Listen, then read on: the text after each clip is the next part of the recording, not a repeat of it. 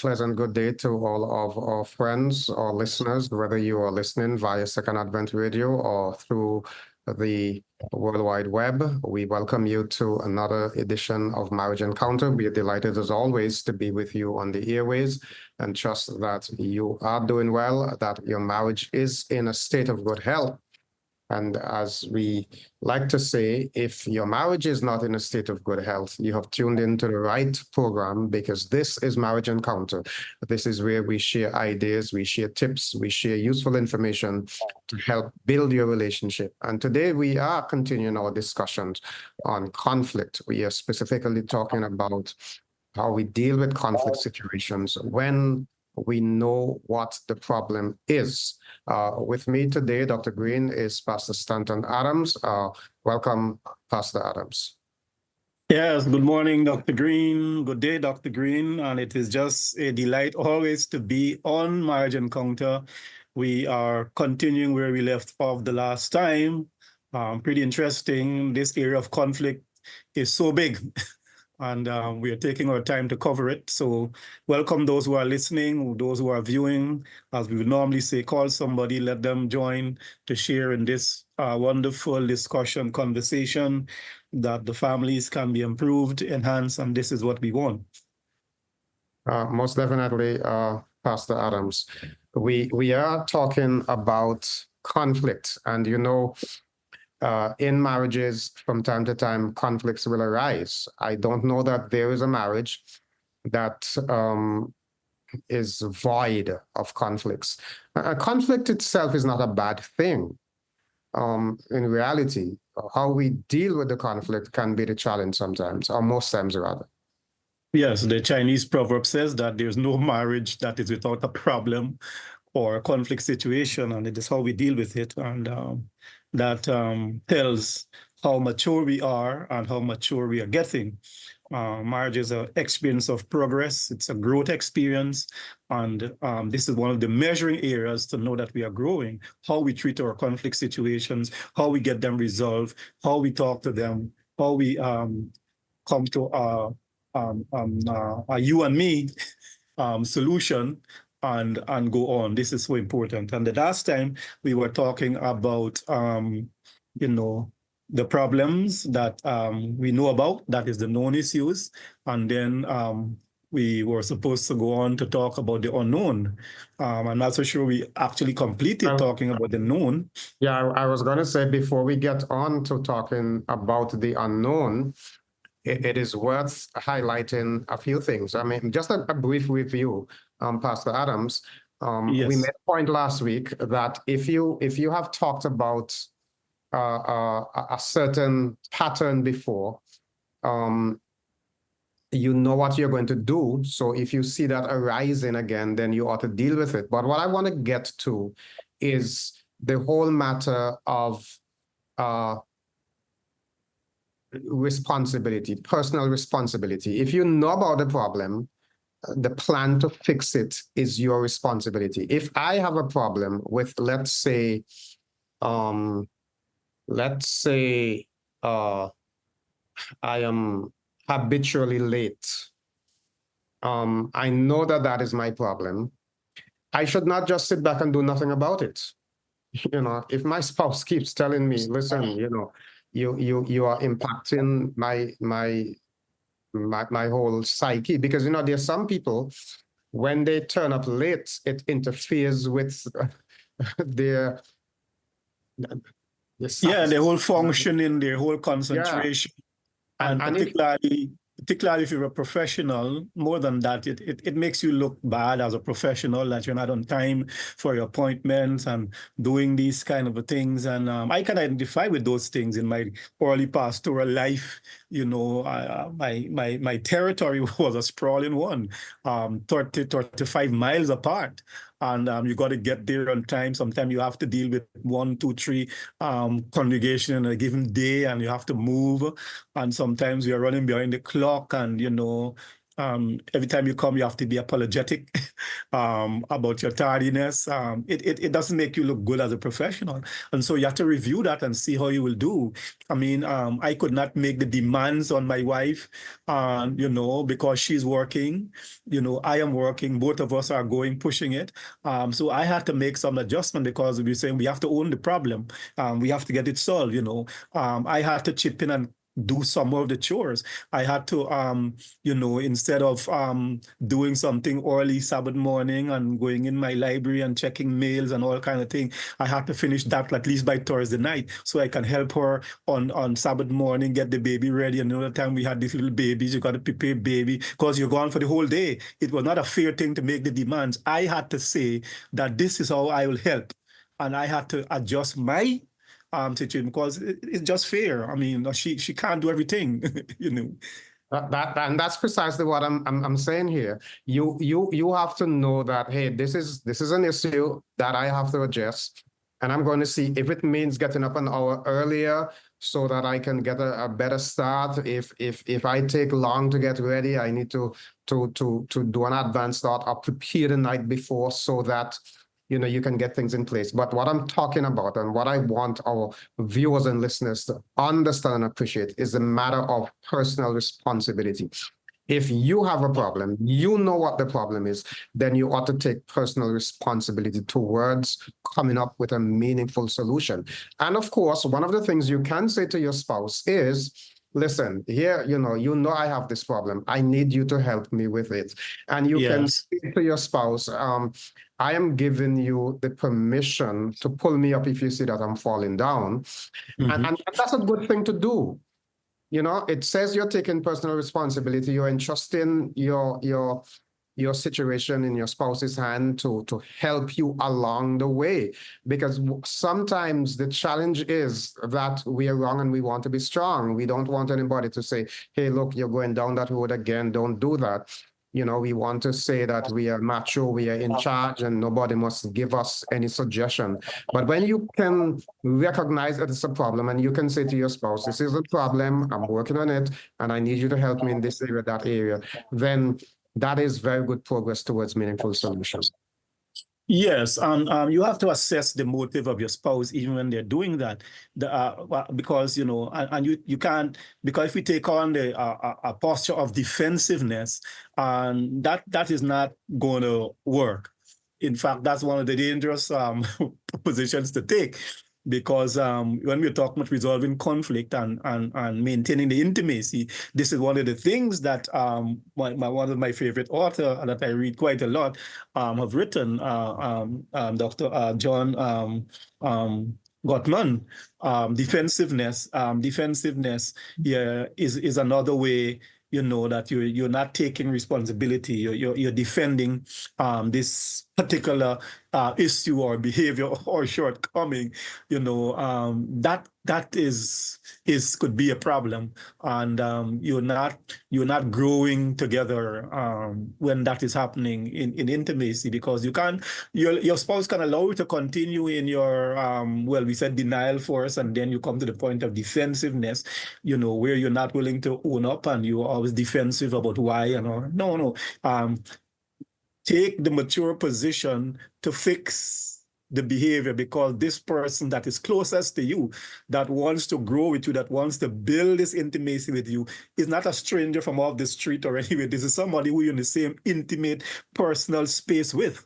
And so that is when we have to drop our guards and take off all and make ourselves vulnerable to allow our spouse to see through what is our issue and talk to us directly, to confront us. And it's not a bad word, as we were saying last week, because the person is not contemptuous in any way or negatively critical. They are talking to you as an ally in this experience, right? Certainly, Pastor, and we hope our viewers get that point and appreciate the point that we need to own our problems. I like to put it that way. So I think we can now move to the other area. One other thing. along the matter of personal responsibility, I think it's important to make this point. I think it's very important. I would beat upon myself if I didn't make this point, Pastor. Yes. If you know your partner's problems, then you need to not how do I put it now? Don't enable your partner. If you do nothing about it, you are enabling the problem.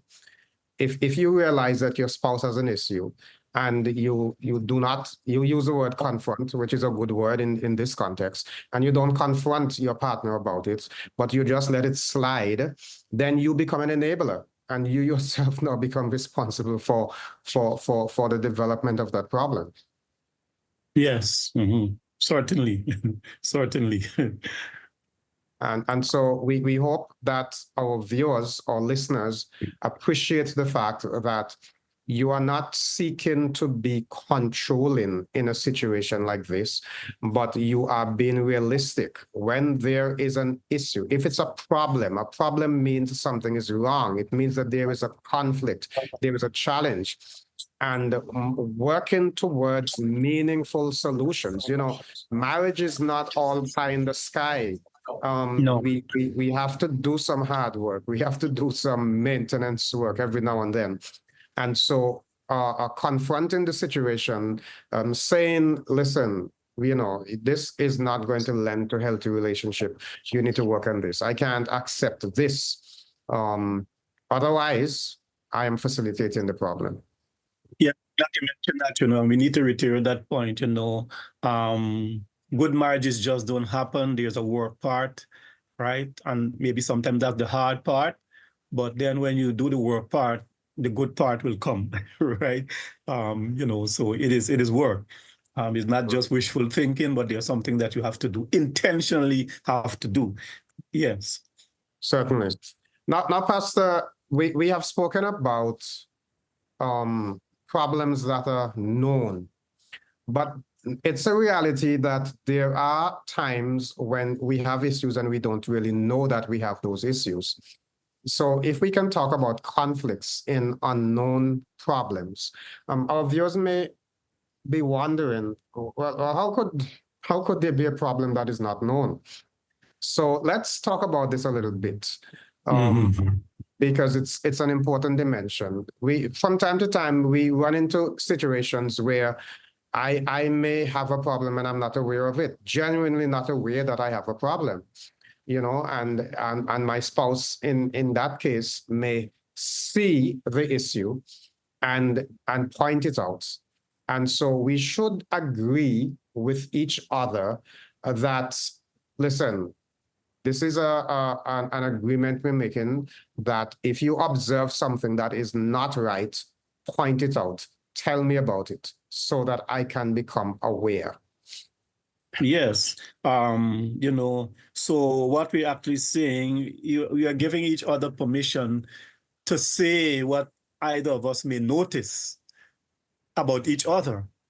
And this principle is not just for the marriage experience alone. This principle goes, me as a leader, I give my leaders, my board members, my elders who are closest to me, give them permission to say, Pastor, we think you're slipping down here. And that's good for me. It's for my personal evaluation and to be sure that I am acting at the level that they expect of me, that we agree to work at. I mean, and it just helps you as a person for your all-around growth. So this principle is so beautiful. It doesn't just apply to marriage alone, but in this context we're talking about, you are actually giving each other permission, to say to each other, well, look, I am noticing something, or I have noticed something. We are partners in discovering something. I think I heard condolences again to the Dr. Gloria Trotman. I think sometime I was listening to the Trotmans, and I think they were making the same point about how important this particular thing is in terms of helping each other, pointing out, giving each other the space, the freedom, the room to say, well, look, I have noticed so and so is happening. And then we have to go back to what we said long ago when we were discussing something in communication, So you're not thinking that the person is controlling you because they're using the right language and everything to point this out. They're not criticizing, they're not condemning you. They begin to use the method of communication to where they're actually communicating caring language. You know, I have noticed that over the past month or over the past week, so, right? Those are caring statements, you know, and that by itself should be a cue to let you understand that this is a caring person in this space with you, who is pointing out in a loving, kind way something about you that you know, totally oblivious about and unknown. Well, could I, Pastor, say that I want to use a simple example to illustrate how significant this may be. So you're going to church. I mean, you're a pastor, you're going to church Sabbath morning, and your spouse is preparing herself, and you observe that, hey, listen, that dress is kind of revealing. You know, she doesn't really observe it. You observe it, but you don't say anything, you know. Then you set yourself up for your spouse to be embarrassed later on. It's a good thing to be able to say, honey, sweetheart, whatever the case may be. Listen, I think that you probably need to consider wearing another dress. I'm not so comfortable with this. You are observing something and you point it out, and your spouse may say, well, I didn't realize that. You know, thanks for pointing it out to me. And that is a very simple example, but of something that can create a challenge later on. Yes. That's very, very, yes. It is just, and it should, remember we said it's not going to be a difficulty because you have already made that decision, that commitment. I don't know if I even want to, if you have covenanted with each other to be each other's keeper, protector, defense in every area. So if I'm going out, I certainly want my wife or my husband to be the particular. Sometimes my wife tells me that in the morning, that one is not controlling behavior, but you know, that doesn't match with that one or something like that. I think that thing is a little too close, you know, that one is a little bit too close, you know. Why don't you? So that's the normal thing, you know. So you're not attacking each other or seeking to control each other. You're just pointing out something that you have noticed. So we become eyes for one another. Yes, definitely. And that's a good thing. Now this example is a kind of simple example, but the principle is what is important. That I see something that is disturbing to me, I point it out to my partner. And the idea here, because we agree that we are going to point out to each other, that we are agreeing that this is a common understanding, that if I see something that is not pleasant, that appears to be problematic, that you have my permission to say this, or I have your permission to say that. Then when I point it out to my partner does not become defensive. My partner does not say, why you think you always want to control my life and how I dress and I'm a big man or a big woman. No, because you have already given permission for each other to do that. And you're doing it in a loving, kind, and graceful way so that you help one another. It's a team. We like to say marriage is a team. Yeah, so it is teamwork and not control. It is not control at all. It is teamwork. But you know, as I say, sometimes we have to consider what we have discussed, and that is why I like to give couple that assignment of expectations. What do you expect of me? What do I expect of you? And when we discuss this whole matter of expectations, I expect that we are going to be allies for life, for dealing with whatever issue that comes our way, from the simplest iota of matters to the more complex common one. When we make those things just a normal part of relationship and we agree. And so I kind of discuss these things even in the premarital counseling room, so that the couples come into marriage with that expectation. Hey, we're going to have conflicts, and these are the things that we have to do to help each other to grow and to deal with these things. I probably might have stated it how Tongue and Klaus and what's Tongue? Cloud and Towson. Yes. Cloud and Townsend have stated it, but the same principle holds, right?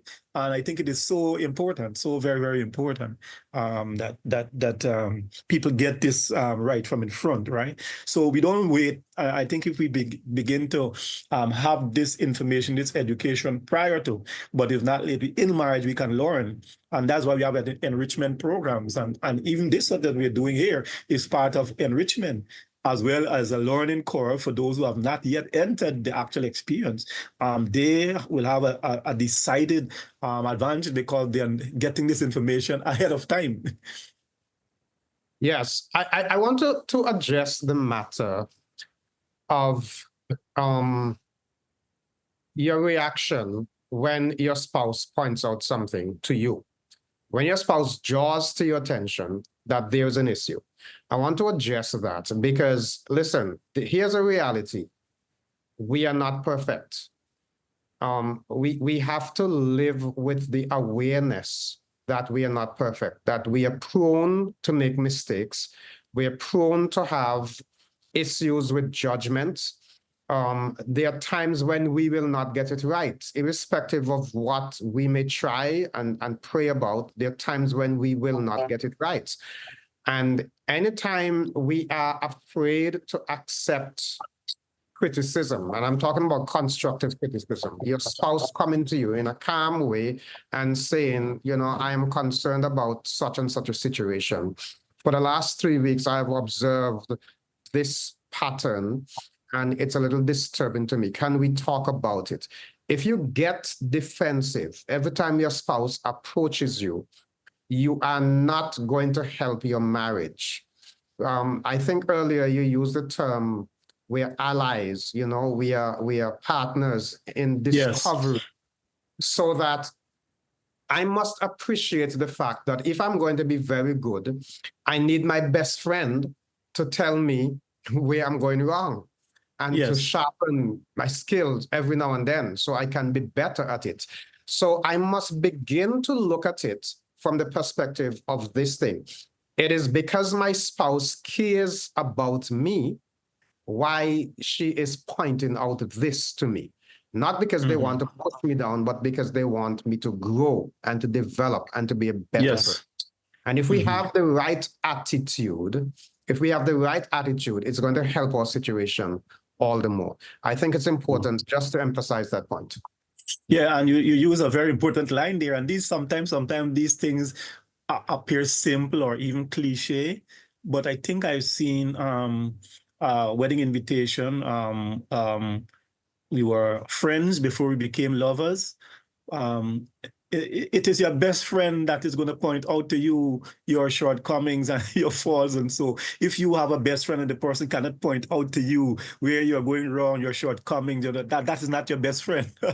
It is your best friend who have your best interests at heart. That's the person. If you have a friend and they're not pointing out to you, I have friends to help me, hold me accountable to this and that, and so so you have friends, and so if you are friends before you are lovers, then that thing should continue all the time as you come into marriage and experience. So we just don't want to make these things sound cliche and nice, but we want to talk to what we really mean when we see these words, when people express these opinions, what they're actually saying, right?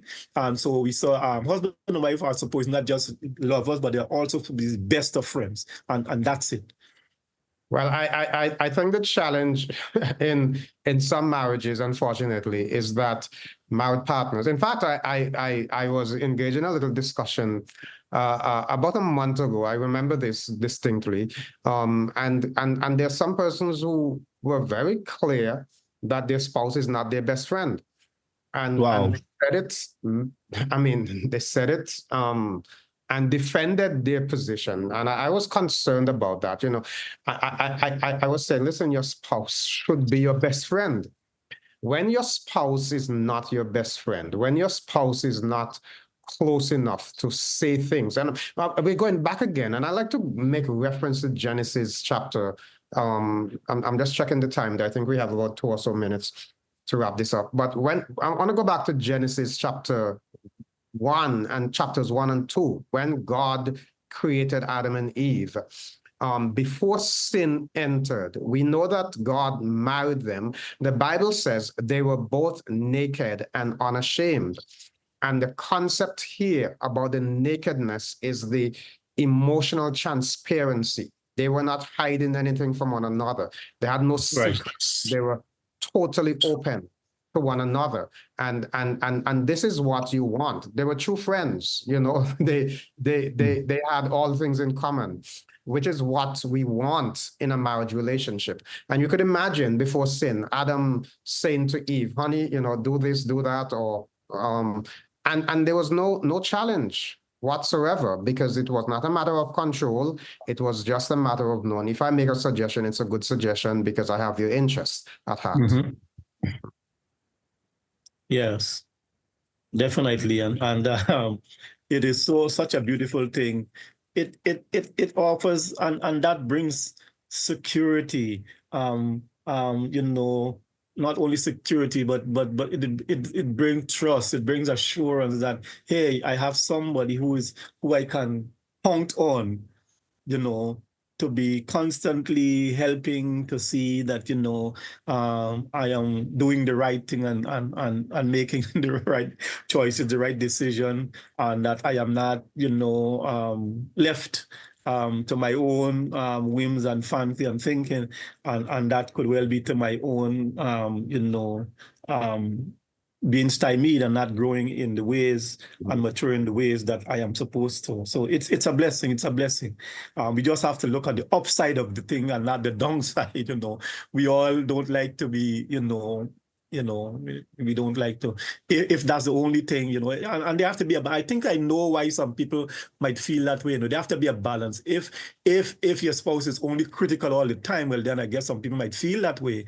But there has to be a balance, and we say forever, for every you know, for every 4 affirmations, there should be only 1 criticism.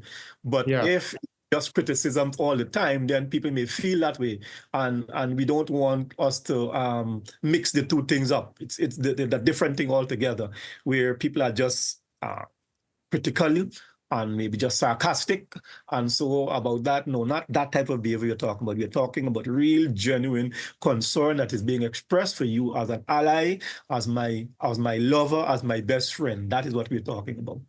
Amen. This is a good place to stop. Our time is up. If you have questions, comments, or concerns, Marriage Encounter at slcadventist.org. That is Marriage Encounter at slcadventist.org. We invite you to share your thoughts and your comments with us. Let us know how meaningful this program has been to you. And you may have a situation where you need somebody to talk to likewise. We are open to that likewise. But we have to stay here for today. So until next week, same time, may God's richest blessings be yours.